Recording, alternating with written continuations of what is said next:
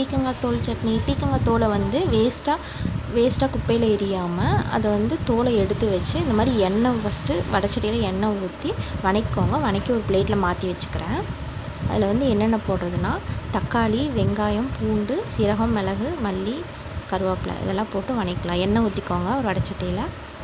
வெங்காயம், பூண்டு இதெல்லாம் போட்டுக்கோங்க. பச்சை மிளகா, கருவேப்பிலை, வரமிளகா இருந்தால் கூட வரமிளகா போட்டுக்கோங்க. சீரகம், மிளகு, மல்லி இதெல்லாம் போட்டுக்கோங்க. நல்லா வணக்கி விடுங்க. வணக்கி விடும்போது நல்லா ஸ்மெல் வாசமாக வரும். தக்காளி 2 போட்டுக்கோங்க.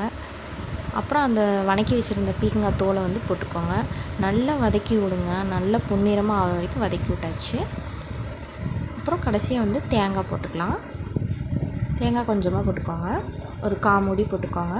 செம்ம டேஸ்டியாக இருக்கும். இதை சாப்பிட்டு பாருங்கள்.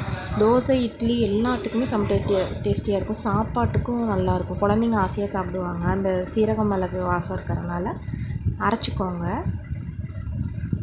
ரெடி, பீக்கங்காய் தோல் சட்னி ரெடி.